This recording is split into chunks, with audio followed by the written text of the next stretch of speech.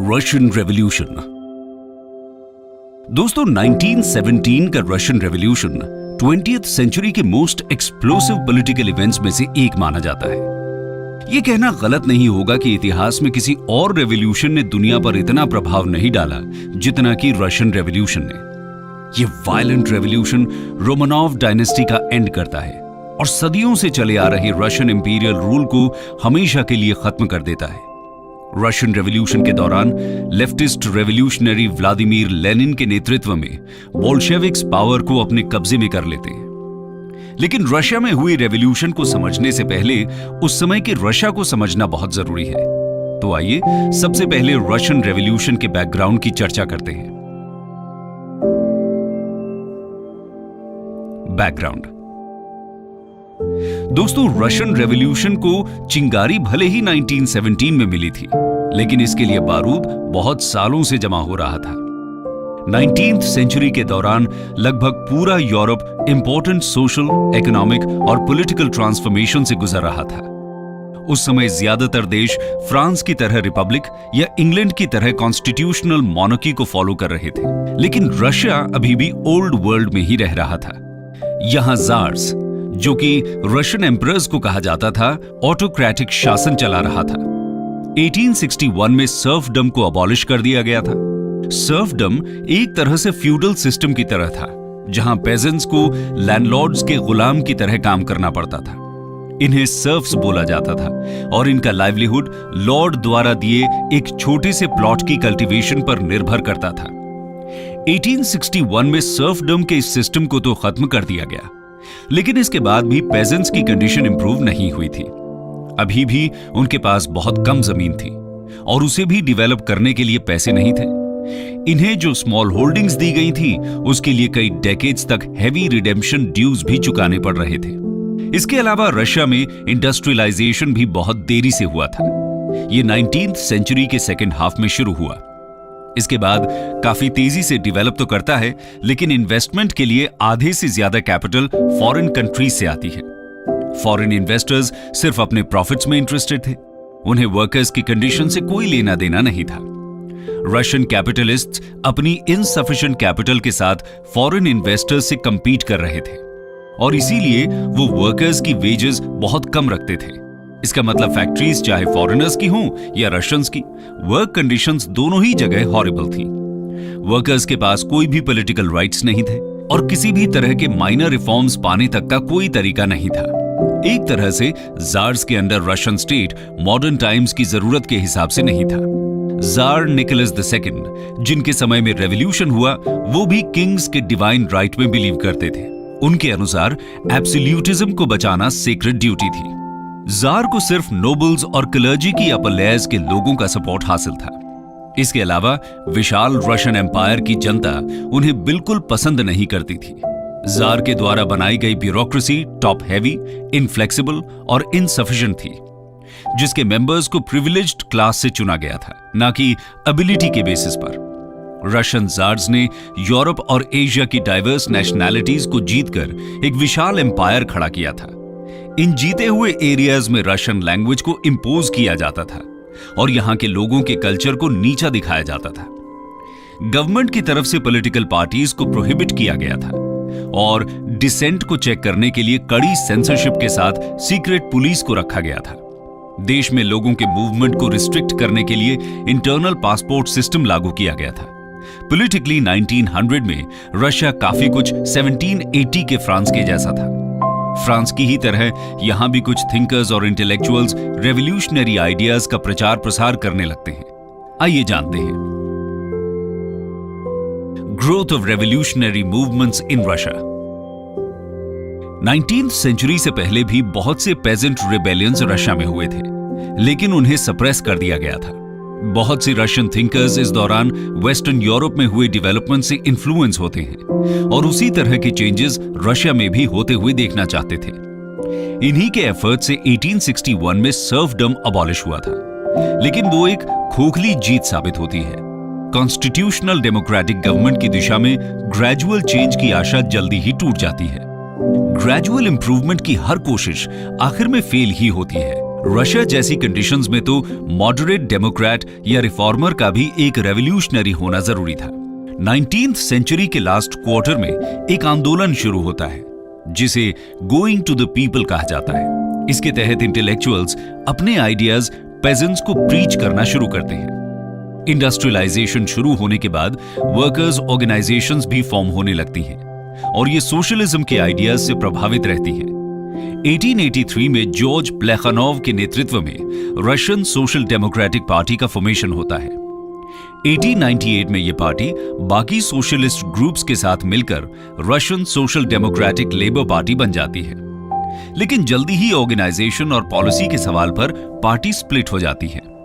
एक ग्रुप जो कि माइनॉरिटी में था, फ्रांस और जर्मनी जैसी पार्लियामेंट्री इलेक्शंस में पार्टिसिपेट करने वाली पार्टी को फेवर करता है। इस ग्रुप को मेंशेविक्स कहा जाता है।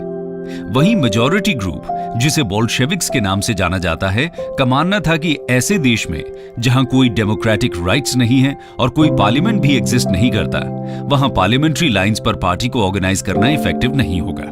बोल्शेविक्स के लीडर व्लादिमीर इलीच उलियानोव थे, जिन्हें पॉपुलरली लेनिन के नाम से जाना जाता है। ये बोल्शेविक पार्टी को रेवोल्यूशन लाने के इंस्ट्रूमेंट की तरह तैयार करने लगते हैं। 1917 का रशियन रेवोल्यूशन और लेनिन का नाम इंसेपरेबल है। मेंशेविक और बोल्शेविक पार्टीज के अलावा सोशलिस्ट रेवोल्यूशनरी पार्टी भी थी, जो कि पेजेंट्री की डिमांड्स को रेज करती थी। रशिया में सोशलिस्ट लाइंस पर रेवोल्यूशनरी मूवमेंट ग्रो ही कर रहा था कि 1905 का रेवोल्यूशन हो जाता है। 1905 प्रील्यूड टू रेवोल्यूशन। 1904-105 में रशिया को जापान के हाथों करारी हार का सामना करना पड़ता है। मॉडर्न हिस्ट्री में पहली बार कोई यूरोपियन पावर एशियन पावर से हारती है। इसी वॉर के बीच रशिया में ऑटोक्रेसी के अगेंस्ट एक विद्रोह जन्म लेता है। इसकी शुरुआत 9 जनवरी 1905 में एक बड़े लेकिन शांतिपूर्ण प्रदर्शन के साथ होती है, जिसे फादर गपोन नाम के ऑर्थोडॉक्स प्रीस्ट लीड कर रहे थे। इसमें वर्कर्स के साथ उनकी वाइव्स और बच्चे भी थे। ये लोग जार को पिटीशन देने के लिए सेंट पीटर्सबर्ग में लोकेटेड विंटर पैलेस की तरफ जा रहे थे, लेकिन इन प्रदर्शनकारियों पर गार्ड्स फायर कर देते हैं, जिसमें हजारों लोग मारे जाते हैं और हजारों घायल हो जाते हैं। इस घटना को ब्लडी संडे के नाम से जाना जाता है। इस मैसेकर की खबर सुनने के बाद पूरे रशिया में स्ट्राइक्स और प्रदर्शन शुरू हो जाते हैं, जो रशिया को पैरालाइज कर देते हैं। यहां तक कि आर्मी और नेवी के भी कुछ सेक्शंस विद्रोह कर देते हैं।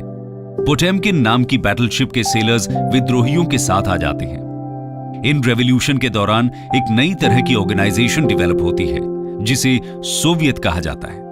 ये वर्कर्स के रिप्रेजेंटेटिव्स की काउंसिल थी। इनकी शुरुआत स्ट्राइक्स कंडक्ट करने के लिए कमिटीज के जैसे होती है, लेकिन जल्दी ही ये पॉलिटिकल पावर का इंस्ट्रूमेंट बन जाती है। इसी तरह पेजेंट्स की सोवियत भी फॉर्म होती है। यही सोवियत्स आगे चलकर 1917 के रेवोल्यूशन में अहम भूमिका निभाते हैं। आखिर अक्टूबर में जार निकोलस II विद्रोह को शांत करने के लिए एक कंसीलिएटरी मैनिफेस्टो इशू करते हैं, जो स्पीच, प्रेस और एसोसिएशन की फ्रीडम देता है और लॉज बनाने के लिए एक इलेक्टेड लेजिस्लेचर यानी डूमा फॉर्म करने की बात भी कही जाती है। जार के मैनिफेस्टो में जो प्रिंसिपल्स थे, उनके अनुसार रशिया इंग्लैंड की तरह एक कॉन्स्टिट्यूशनल मोनार्की बन जाता, लेकिन जार जल्दी ही अपने पुराने तरीके पर लौट जाता है। अब रशिया में कोई भी ग्रेजुअल रिफॉर्म की आशा नहीं कर सकता था। डूमा रशिया के इतिहास में पहली नेशनल रिप्रेजेंटेटिव इंस्टीट्यूशन थी। इसके पास बहुत ज्यादा पावर्स तो नहीं थी, लेकिन इसकी वजह से रशिया में लीगल पॉलिटिकल ग्रुप्स और पार्टीज का इमर्जेंस जरूर होता है, जिसमें लिबरल्स और सोशलिस्ट्स दोनों ही शामिल थे। 1905 का ये रेवोल्यूशन 1917 के रेवोल्यूशन के लिए ड्रेस रिहर्सल साबित होता है। ये लोगों को अराउज करता है और उन्हें रेवोल्यूशन के लिए तैयार करता है। 1917 रेवोल्यूशन के लिए आखिरी चिंगारी फर्स्ट वर्ल्ड वॉर में मिलती है। World war I and the Russian empire. अगस्त 1914 सर्ब्स और अपने फ्रेंच और ब्रिटिश एलाइज के सपोर्ट में रशिया वर्ल्ड वॉर I में एंटर करता है। जार इस वॉर के थ्रू अपने इंपीरियलिस्ट एम्बिशंस को पूरा करना चाहता था। वो कॉन्स्टेंटिनोपल और स्ट्रेट्स ऑफ डार्डेनेल्स को एनेक्स करने का सपना देख रहा था, लेकिन वॉर में उनका ये इन्वॉल्वमेंट जल्दी ही रशियन एम्पायर के लिए डिजास्ट्रस प्रूव होने वाला था। Tsarist state modern war fight करने में इनकेपेबल था। सैन्य दृष्टि से इंपीरियल रशिया इंडस्ट्रियलाइज्ड जर्मनी के मुकाबले कुछ भी नहीं था। इससे पहले किसी भी वॉर में किसी देश ने इतनी कैजुअलिटीज फेस नहीं की होंगी जितनी रशिया फर्स्ट वर्ल्ड वॉर के समय करता है। फरवरी 1917 तक 6 लाख रशियन सोल्जर्स वॉर में शहीद हो चुके थे। इसके साथ ही रॉयल फैमिली के गिरते हुए स्तर ने मैटर्स को और खराब बना दिया। निकोलस II पूरी तरह से अपनी वाइफ के डोमिनेंस में था और उनकी वाइफ अलेक्जेंड्रा रेस्पुटिन नाम के पर्सन के वश में थी। एक तरह से रेस्पुटिन ही सरकार चला रहा था। 1915 में जार निकोलस महल छोड़कर वॉर फ्रंट पर पहुंच जाते हैं, रशियन आर्मी को खुद कमांड करने के लिए। जार की एब्सेंस में उनकी वाइफ जरीना अलेक्जेंड्रा एडमिनिस्ट्रेशन संभालने लगती हैं। अलेक्जेंड्रा एक अनपॉपुलर रानी थी। ये इलेक्टेड ऑफिशियल्स को फायर करना शुरू कर देती हैं।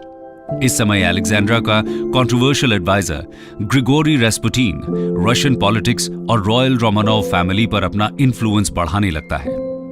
रेस्पुटिन और रानी के अफेयर्स के चर्चे रशियन पब्लिक में आम हो जाते हैं। रशियन नोबल्स रेस्पुटिन के इन्फ्लुएंस से परेशान होकर 30 दिसंबर 1916 को उसका मर्डर कर देते हैं। लेकिन तब तक ज्यादातर रशियंस जार की लीडरशिप में विश्वास खो चुके थे। इसके ऊपर से करप्शन ने लोगों की परेशानी बढ़ा रखी थी। ब्रेड की कमी होने लगी थी।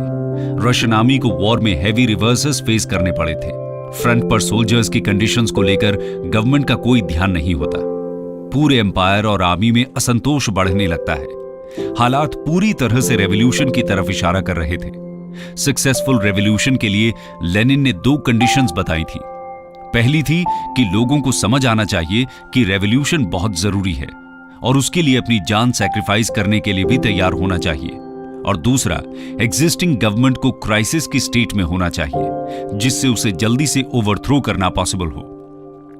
और 1917 में रशिया में वो समय आ चुका था जिसका रिजल्ट होता है फरवरी रेवोल्यूशन। आइए जानते हैं इसके बारे में। फरवरी रेवोल्यूशन। अक्सर माइनर इंसिडेंट्स ही रेवोल्यूशंस को ट्रिगर कर देते हैं। रशियन रेवोल्यूशन के केस में यह इंसिडेंट वर्किंग क्लास वुमेन द्वारा ब्रेड के लिए प्रदर्शन करना होता है, जिसके बाद वर्कर्स की स्ट्राइक शुरू हो जाती है और सोल्जर्स और बाकी के लोग भी इसमें जुड़ जाते हैं। इस तरह फरवरी रेवोल्यूशन 8 मार्च 1917 को शुरू होता है। 12 मार्च 1917 को capital city Saint Petersburg revolutionaries के कब्जे में आ जाता है और जल्दी ही रेवोल्यूशनरीज मॉस्को भी ले लेते हैं। आप सोच रहे होंगे, अगर ये मार्च में शुरू हुआ था तो इसे फरवरी रेवोल्यूशन क्यों बोल रहे हैं? ऐसा इसलिए क्योंकि फरवरी 1918 तक रशिया में जूलियन कैलेंडर का यूज किया जाता था और उसके हिसाब से रेवोल्यूशन 23 फरवरी को शुरू हुआ था। 12 मार्च को डूमा द्वारा प्रोविंशियल गवर्नमेंट फॉर्म की जाती है और कुछ दिन बाद ही जार निकोलस राजगद्दी त्याग देते हैं। इस तरह रशिया में सदियों से चले आ रहे रोमानोव रूल का एंड हो जाता है। प्रोविंशियल गवर्नमेंट, जिसे अलेक्जेंडर केरेंस्की लीड कर रहे थे, लिबरल प्रोग्राम ऑफ राइट्स को एस्टैब्लिश करती है, जैसे कि freedom of speech, equality before the law और right of unions to organise and strike. ये वायलेंट रेवोल्यूशन का विरोध करते हैं। इसके साथ ही केरेंस्की मिनिस्टर ऑफ वॉर बनकर रशिया के वॉर एफर्ट्स को कंटिन्यू रखते हैं, जबकि वर्ल्ड वॉर में रशियन इन्वॉल्वमेंट लोगों के बीच काफी अनपॉपुलर था। इससे रशिया की फूड सप्लाई की प्रॉब्लम्स और खराब होने लगती हैं। अनरेस्ट बढ़ता रहता है।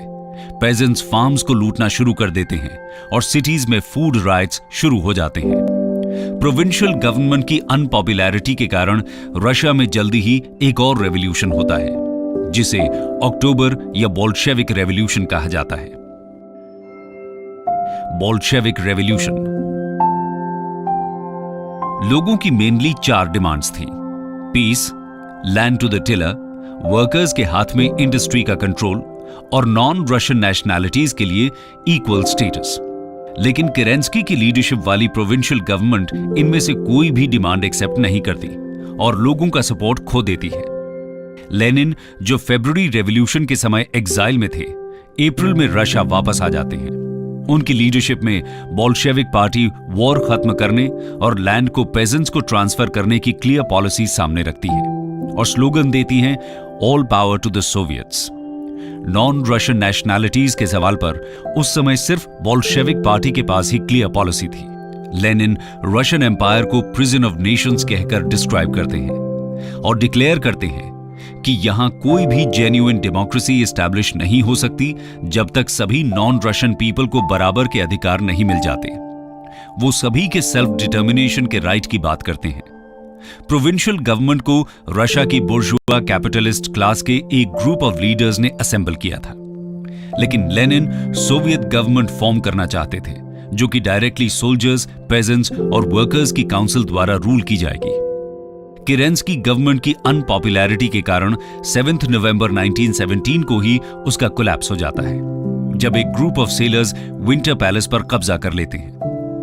बोल्शेविक्स और उनके एलाइज गवर्नमेंट बिल्डिंग्स पर कब्जा कर लेते हैं और पेट्रोग्राड में बाकी की स्ट्रेटेजिक लोकेशंस पर भी अपना कंट्रोल एस्टैब्लिश कर लेते हैं। उसी दिन सोवियट्स की ऑल रशियन कांग्रेस की मीटिंग होती है और ये फुल पॉलिटिकल पावर अस्यूम कर लेते हैं।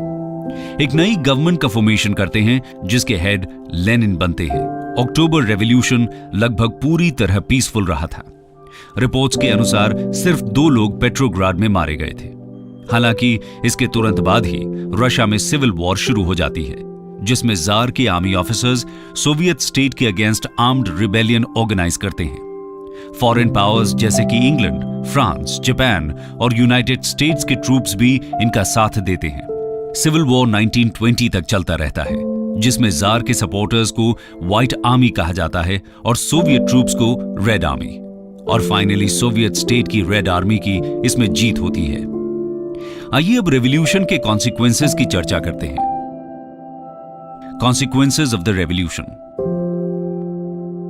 रशियन रेवोल्यूशन की सबसे पहली उपलब्धि थी कि इसने ऑटोक्रेसी को खत्म कर दिया।